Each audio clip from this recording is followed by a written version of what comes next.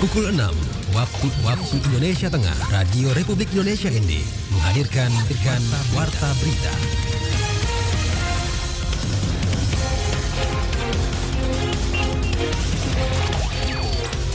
Selamat pagi saudara, Anda mendengarkan Warta Berita RRI ND edisi Senin 7 Agustus 2023 dengan berita utama pagi ini. Kapal wisata Duta Samota karam di perairan Pulau Kelor. Flores Kayak Expedition kitari Flores sejauh 1051 km selama 52 hari.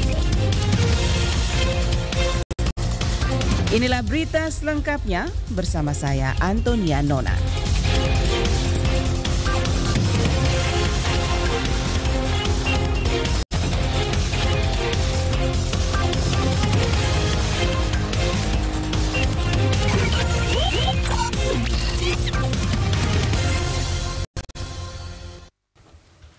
Kapal wisata KM Duta Samota tenggelam di perairan Pulau Kelor, Labuan Bajo sekitar pukul 14.35 WITA pada Sabtu 5 Agustus 2023. Laporan Epi Wahab.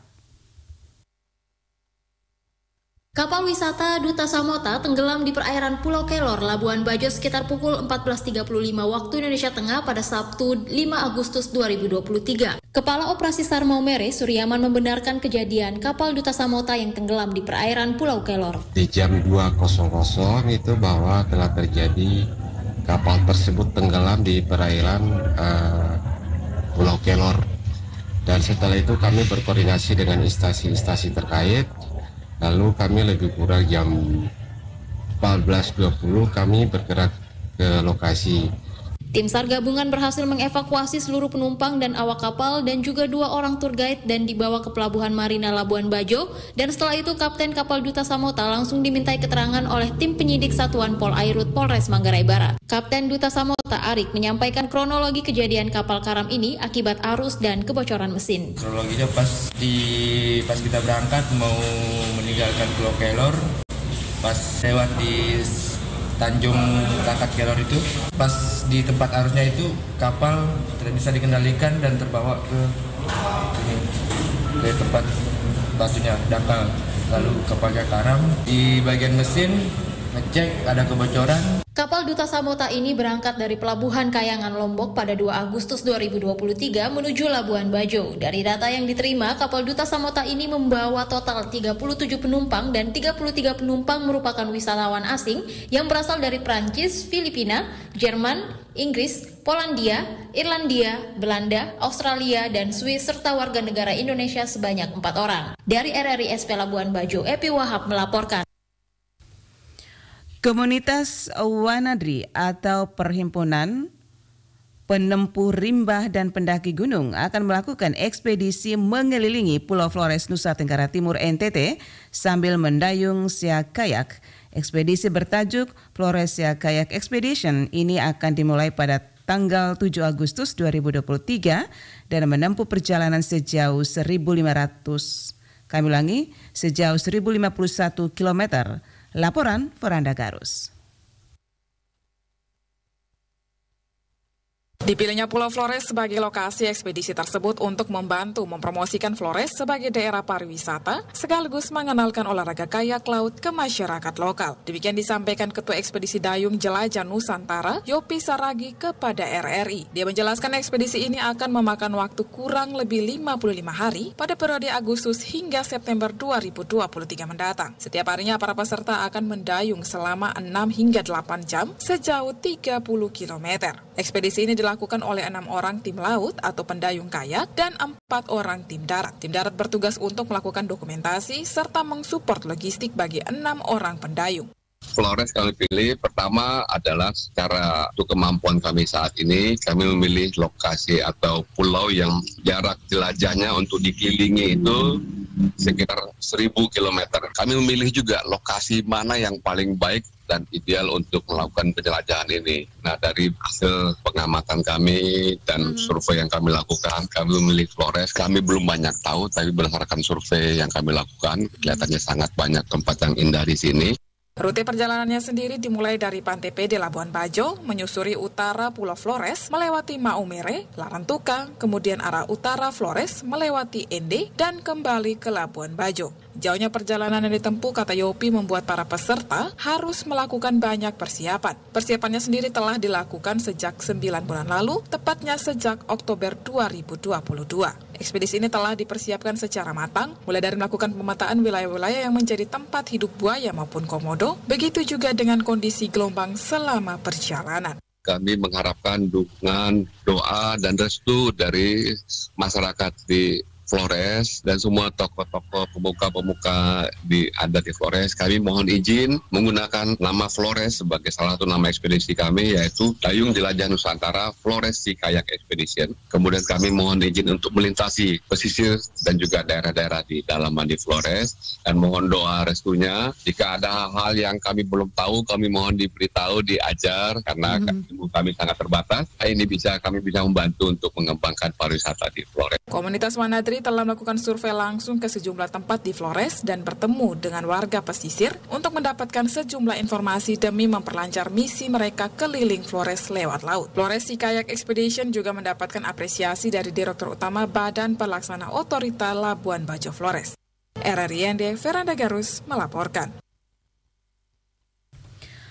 Kementerian Pariwisata dan Ekonomi Kreatif berkolaborasi dengan Kadin Manggarai kembali menggelar Festival Kopi yang diselenggarakan di pelataran parkir Gereja Katedral Ruteng Jumat 4 Agustus 2023.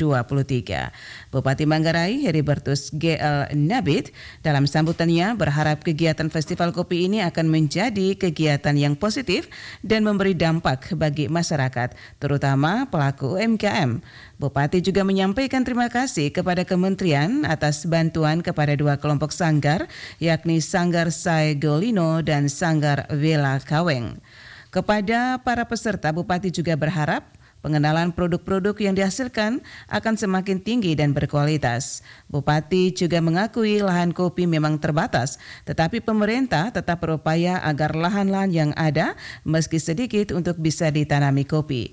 Pemerintah tetap berupaya untuk perluasan lahan kopi seperti yang ada di Kecamatan Lelak. Pada akhir tahun juga diusahakan di sebagian Kecamatan Wairi dan sebagian juga di Kecamatan Langke Rembong. Sementara itu Ketua Kadin Manggarai Boni Oldam Romas mengatakan Festival Kopi yang kedua tahun ini merupakan penepatan janji pada Festival Kopi pertama tahun 2022 lalu, dan Festival Kopi ini direncanakan akan menjadi event tahunan di Kabupaten Manggarai. Menurut Boni Romas, Festival Kopi terus diusahakan untuk dipertahankan karena Kabupaten Manggarai membutuhkan event ini, Festival Kopi, selain untuk meningkatkan kunjungan pariwisata, tetapi juga diharapkan akan memberikan perputaran ekonomi bagi UMKM di Kabupaten Manggarai. Boni Romas juga berharap semua pihak terus bergandengan tangan membangun Kabupaten Manggarai.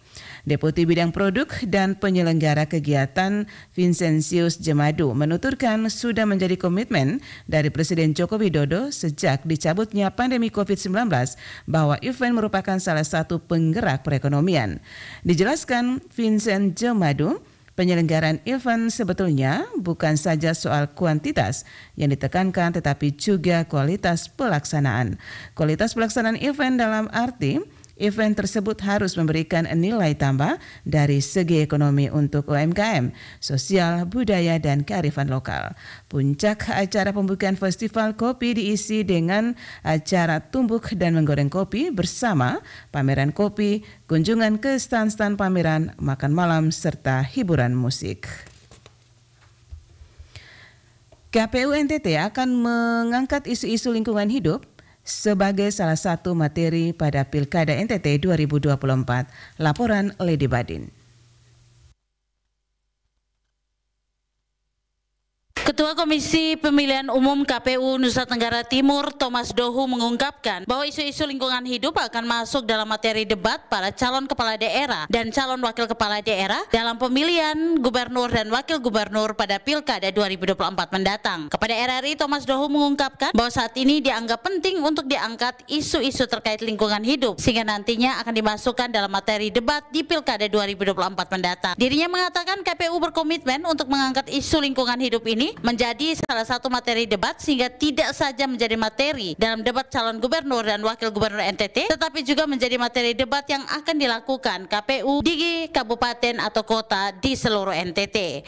Ini menjadi kebutuhan bersama ya. Memang kita sadari pelaksanaan pemilu atau pilkada dari sisi waktu kita menggunakan atau melaksanakan dalam durasi waktu yang cukup lama. Lalu kita menggerakkan sumber daya, baik itu misalnya dari provinsi, kabupaten, kecamatan, desa, kelurahan. Di antara tahapan dengan durasi waktu yang lama, kita akan mengorganisir juga pihak-pihak lain yang terkait. Jadi berbicara tentang isu lingkungan, di satu memang kepada penyelenggara sendiri yang sedang melaksanakan tahapan pemilu atau pilkada, tetapi di sisi lain diharapkan juga nanti kepada peserta pemilu dan juga kepada para kandidat pasangan calon kepala daerah baik gubernur maupun wakil bupati atau wali kota untuk menjadi bagian dari programnya pada pelaksanaan pemerintahannya nanti.